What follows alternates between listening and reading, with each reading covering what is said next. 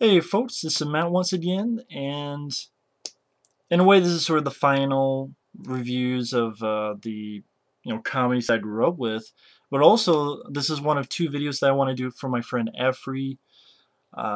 He emailed me, let me know that he actually pre-ordered two things for me. He didn't have to do that. It's actually Leviathan and Lake Placid from Stream Factory. He didn't have to do that, but I'm saying that because let people know how good of a guy Effrey is. I said, come on, there's gotta be something I can do for you. And after much push, and he said, okay, okay, you don't have to do anything for me, but, two films. One that he loves, this one that he hates, and I can say I agree with him on both. I love this film, and the next review you'll see I hate that one. But I reviewed this film before, but DC Cab. This is an early film by Joel Schumacher. Yes, Joel Schumacher directed this. It's an R-rated comedy from 1983, I believe. No features, because the film really didn't do anything when it came out. Maybe this was a film made... No, actually I can't say that. Yeah, it was 83. I wanted to make sure. It is in widescreen, but again, there's no features. Not much to that. This film was a lot of fun. I mean, Joel Schumacher, again, this is an early film he did. It was after this that he did The Lost Boys. Well, St. Elmo's Fire, then The Lost Boys, and so on and so forth. But this is a Joel Schumacher film. I can definitely say it's one of my favorites. I think what really makes this film work is the cast. I mean, you look at this cast. I mean, of course, Mr. T, which by this time he had done Rocky 3. And I think this film came out in December. And I think the A-Team had debuted maybe around January of 83.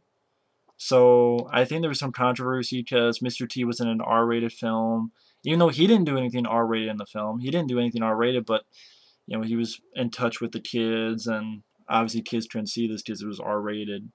Even though, again, Mr. T himself was not doing anything R-rated. But he was definitely all over the cover and the posters. He's the thing that people remember. I mean, it says right there, Mr. T, even though he's a co-star of the film. But, I mean, the cast, you got Adam Baldwin, who is not one of the Baldwin brothers, which I think I made that mistake before, but he's not one of the Baldwin brothers. He's not related to Alec Baldwin or Stephen Baldwin. But Adam Baldwin, I always remember him from his role in Full Metal Jacket. You have Gary Busey, who's really fun in this. You have Paul Rodriguez. You have Bill Maher, if I said his name right, the comedian, who sort of deals with politics as well. And I want to get this guy's name, who unfortunately passed away. Charlie Barnett. This is a guy that might have gotten on Saturday Night Live, but certain things happened. And unfortunately, he didn't get to do too much, but I thought he did a good job with this. You also have the Barbarian Brothers, Marsha Warfield from Night Court, the TV show Night Court. I mean, you just have a lot of people in this movie. I think that's really what helps this film. Great cast and also great soundtrack. I mean, I really enjoyed the soundtrack.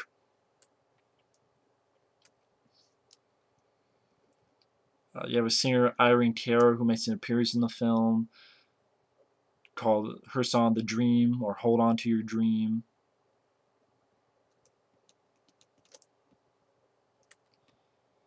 Then around the clock. I'm not going to try to do the songs. If you just look up DC Cab soundtrack, you'll find the songs, or just watch the film. I think the songs, good soundtrack, and also a good score by Giorgio Moroder, who did the score for Scarface and a lot of other films.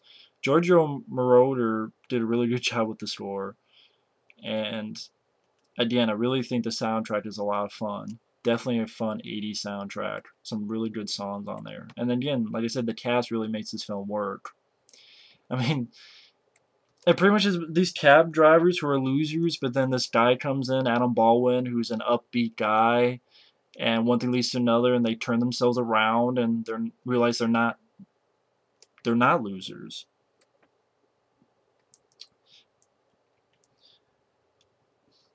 I remember at one point I was going to say, well, I was going to say that they got inspired by Police Academy, but I think Police Academy was after this, because this was 83, but I think Police Academy was 84. So, Police Academy was 84, right? Because that was an R-rated film where you have a bunch of losers, but they realize they're better than they think. Yeah, Police Academy. That was a year later. But instead of cab drivers, it's the police. And I enjoy the first 4 Police Academies. Maybe one day I'll review this, but not anytime soon. But yeah, DC Cab unfortunately didn't do anything. Definitely didn't do the money of Police Academy did.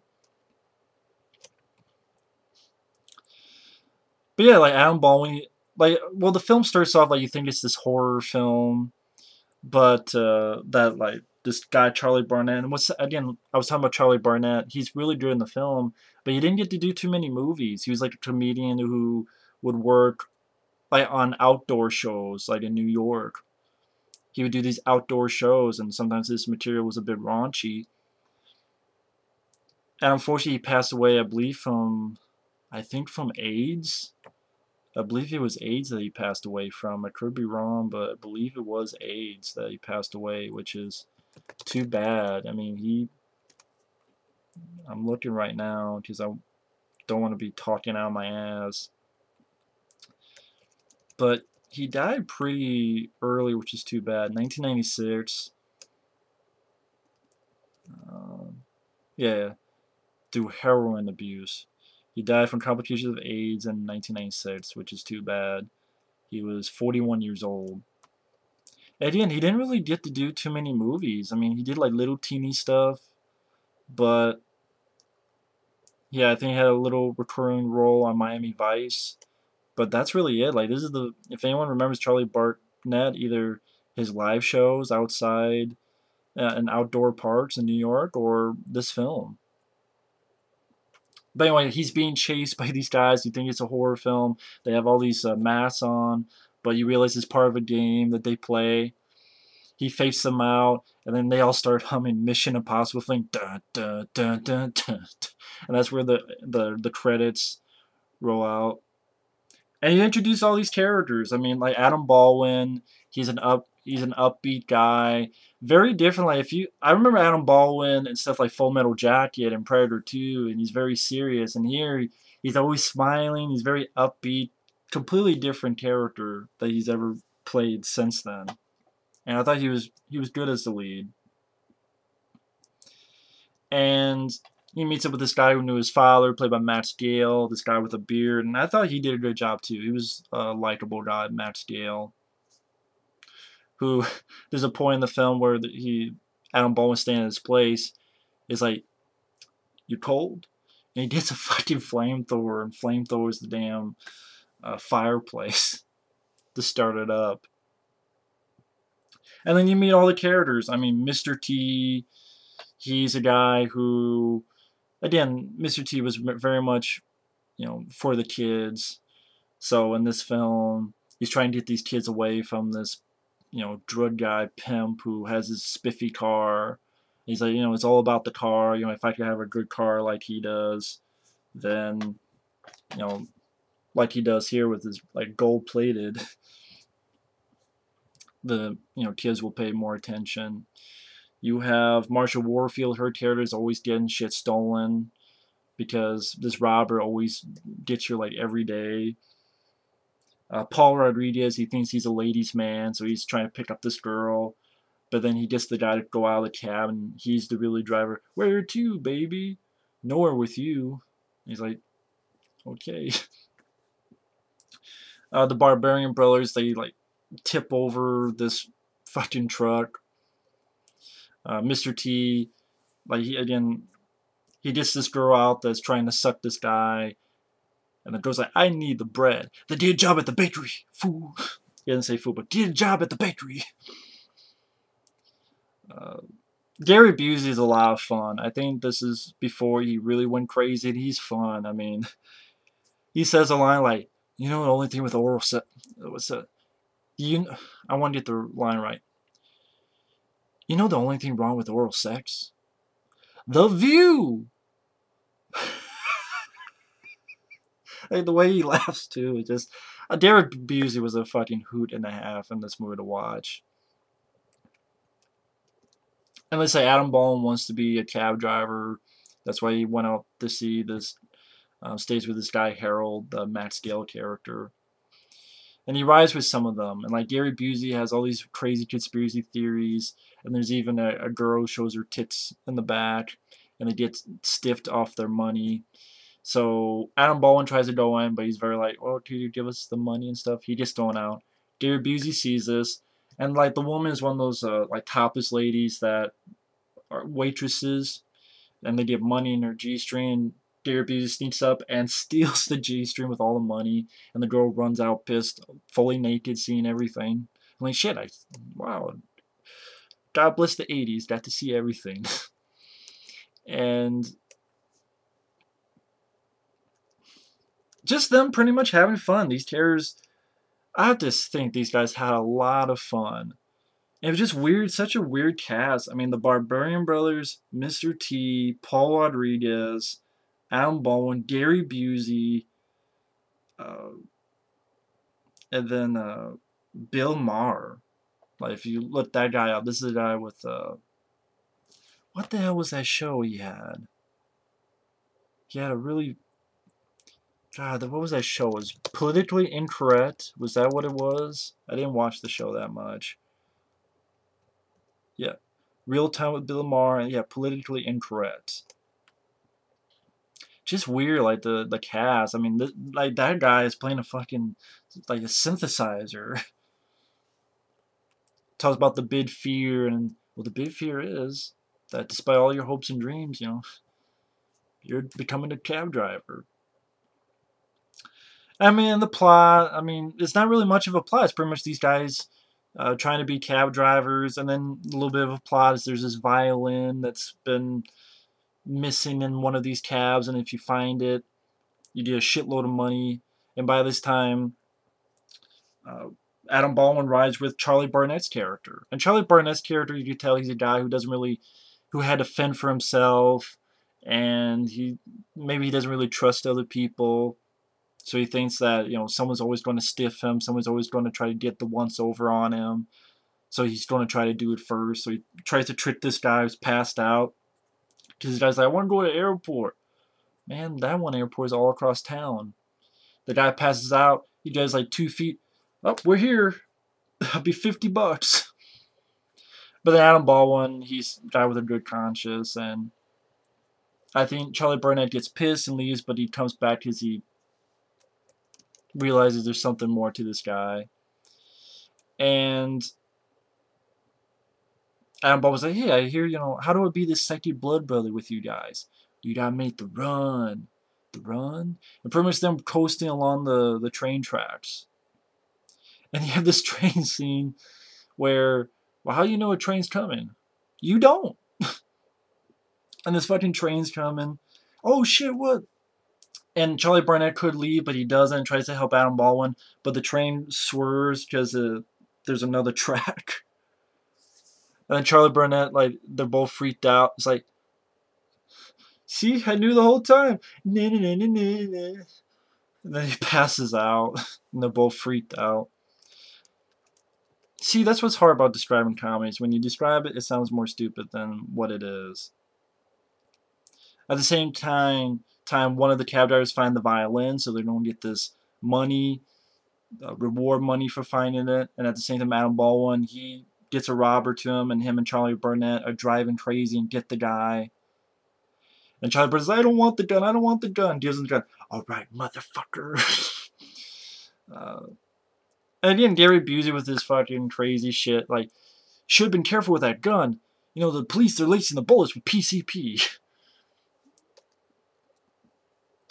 And then they're going to have this $10,000, but then Matt Gail, the guy with the beard, his bitch wife holds the money up, and the wife's keeping it. And so Adam Baldwin's like, okay, you know, you guys, since I've been here, you guys have been wanting to leave anyway. Here's my money that my dad left me. Okay, I'm putting the money into this business. What are you guys going to do?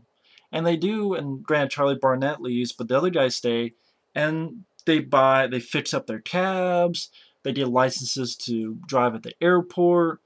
You know, Mr. T gets his car because they're doing better and better and better. So they almost become pretty much the top company in town. Gary Busey had these crazy super speakers that listens to Adam Baldwin, blows out all the fucking windows. And then you get to the plot, which, to be honest, I didn't really care that they went this route, because, I mean, I actually live with it, but I had more fun in the first half of the film. Also, you have a little bit of a romance with Adam Baldwin likes this girl played by Jill Sholin, which this girl was in a lot of movies in the 80s, Jill Sholin. I want to get all the movies she was in.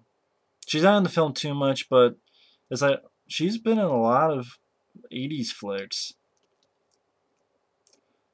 Like, she was in The Stepfather, the first film. She was in Cutting Class, Cursed to the Bite, the 1989 Phantom of the Opera, Popcorn, When a Stranger Calls Back, which that was 93.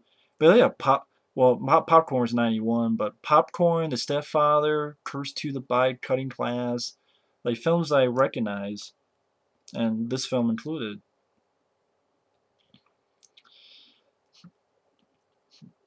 And what I was talking about is there's this route that Charlie Burnett usually takes, but since he's not with there, Adam Baldwin takes, and it's like the senator's 2 kids, and they're dropping the maids off.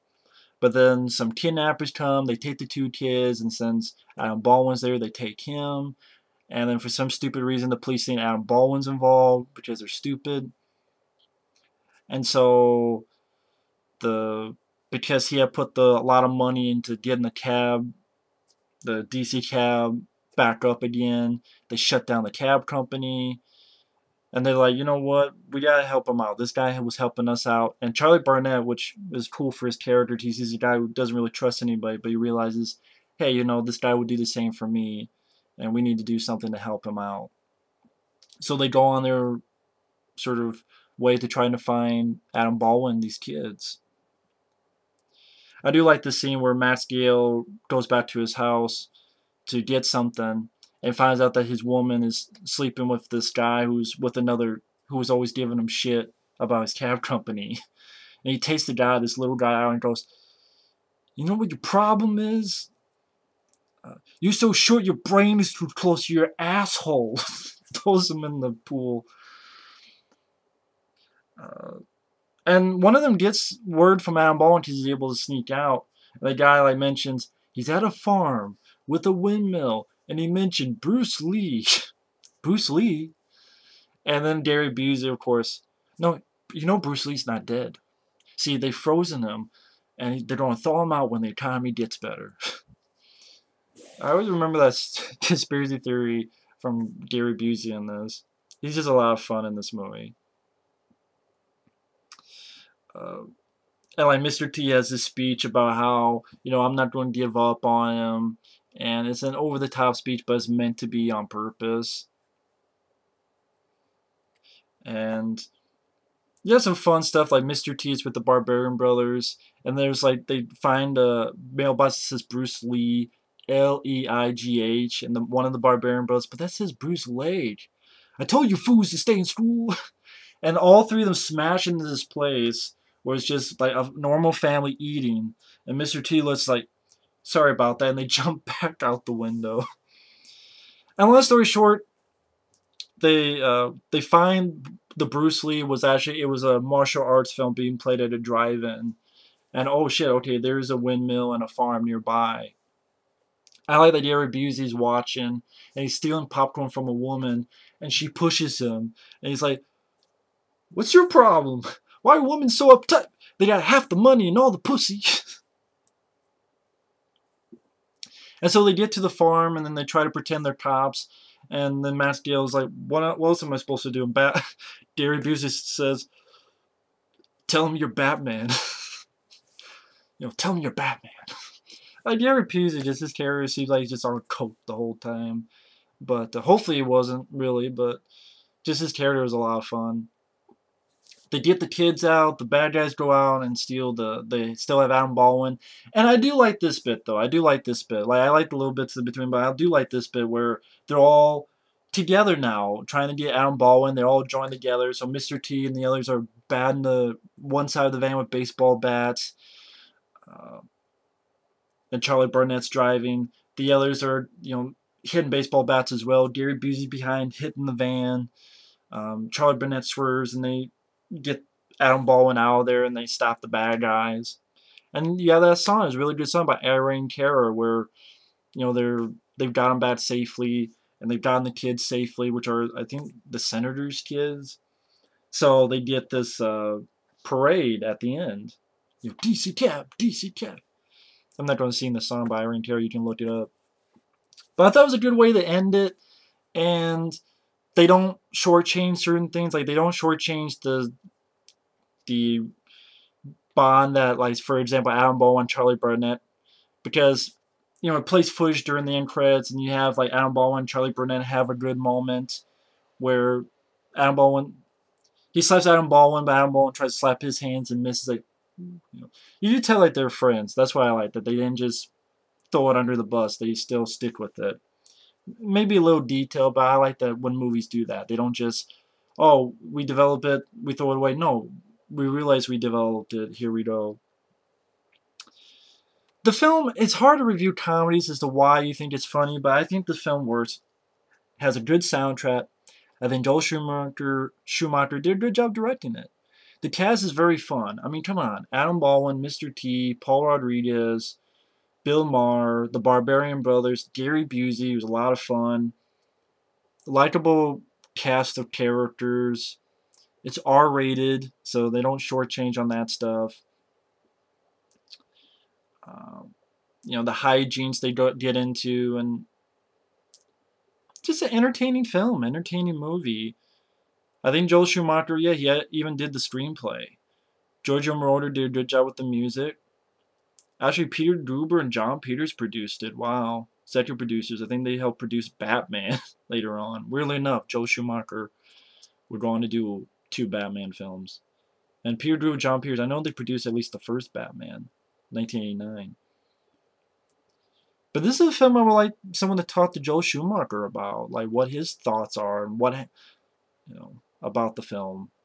I don't know about, I think this film got released in December, so I don't know if that was the right time to release this film was December. But, I mean, not many people talk about DC Cab, but I think DC Cab's a fun film. It's an entertaining film. I think it's pretty funny. Nice to see some of these people. Again, Charlie Barnett, who is this guy here. Well, he's there on the right, and then he's one of these 3. Adam Baldwin, Mr. T, and Charlie Barnett. And it was nice to see him. It's too bad he didn't get many roles after DC Cab, because I thought he was pretty good as Tyrone. And again, this is a film I grew up with. I think it's an entertaining film. I think it's a funny film. And a simple plot.